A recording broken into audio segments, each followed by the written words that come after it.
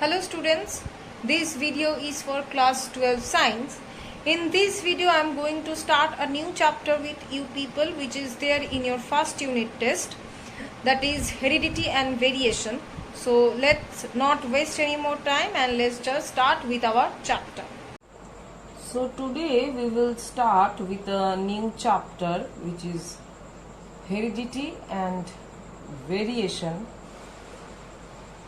So at first we'll go with the topic or with the terms of heredity and variation. What is heredity?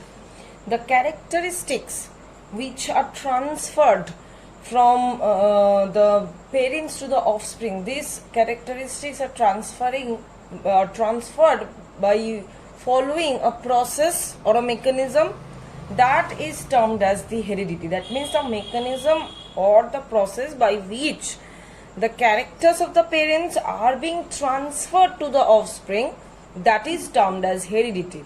And what is variation? You know that all the organisms are not similar. They are kind of dissimilar with each other. That dissimilarity between the organisms of the same species which is making them unique, that differences or that dissimilarities are termed as variations. Clear? Next topic or next term that we'll know about is that genetics. Now what is genetics? It is a branch of biology which deals with the transmission of characters. That means this heredity and variation, these are studied which is by a branch of biology. This heredity and variation, this pattern of heredity and variation are being studied by a branch of biology which is known as genetics. And who is known as the father of the genetics? You know it very well, Mendel. He is known as the father of the genetics. Now our next, another useful term is gene. What is it? Now this gene, we know that it is the hereditary unit. Since class 10 we are reading this. It is our hereditary unit. That means it is the one who is carrying the genetical character from one generation to the next. It is the one who is carrying the information from one generation to the next, and that is why it is termed as the hereditary unit. It is the functional unit of our body, as well as it is responsible to perform the biological functions like protein synthesis and everything are being carried out by this gene. That's why it is termed as this hereditary unit. Clear? Next we will move on to the next topic, that is allele or allelomorph. Now what are these allele or allelomorph? Now we know that the gene always exists in pairs, or you can say that the gene always be in pair or in two forms. See, these are the chromosomes. Just like the chromosomes exist in pairs, the genes also exist in pairs. Okay, now this pair of gene, one pair of gene which are contrasting to each other, but they are present in the same locus of the homologous chromosome. Now what is locus? Now locus is the point on the chromosome. Suppose this is the chromosome, and suppose this is the point on which the gene is placed or the gene is located. So this point where the gene is located on the chromosome, this point is termed as locus. Now this allele or allelomorph, these are the pair of gene which are contrasting to each other. Okay, and they are located in the same locus of the homologous chromosome and are meant for, or they express the same characters or the certain characters which are known as the allele or allelomorph. Clear? So suppose I am talking about tall and dwarf. So capital T and small t. These are the contrasting pair of gene, but both of them are related with expressing the height of that individual. One will express the tallness, another one will express the dwarfness, but both of them are related with expressing the height.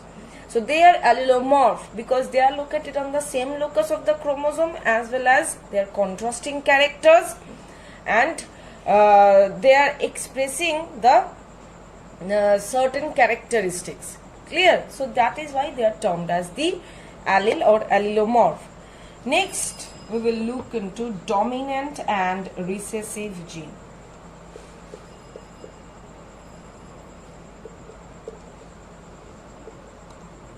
Now, what is dominant and what is recessive gene? Just now I have given this example, tall and dwarf. We know that the tall or the capital T is the one who expresses itself every time. That means, what do you mean by dominant gene? The gene which is having the ability to express itself every time. Whoever is present, that doesn't bother this gene, it will express itself every time. That is the dominant gene, which is the dominant gene over here, capital T, or you can say tall. And what is the recessive gene? The gene which cannot express itself in presence of a dominant gene. That is the recessive gene. That means this recessive gene can only express itself when there is no dominant gene. That is the recessive gene. So here it will be dwarfness, small t. Clear? So this was about the dominant and recessive gene. Next, we will look into the topic or the term of genotype.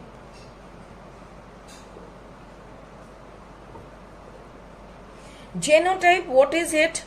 The composition of the gene.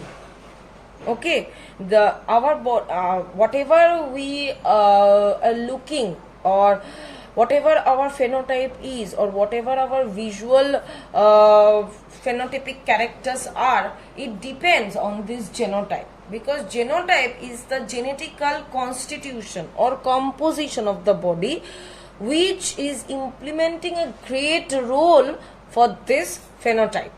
Okay, so it is the composition of the gene required to express a phenotypic character.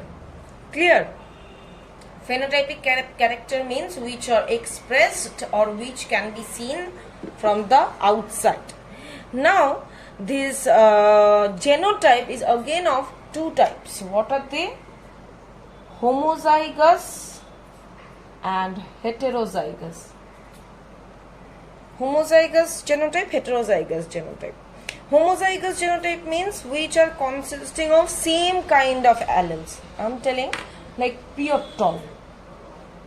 Capital T, capital T. See, both the trait or both these character are same. Capital T, capital T. That's why it is homozygous. Now, if I come for the heterozygous, that means the traits are different. Like hybrid tall, capital T, small t.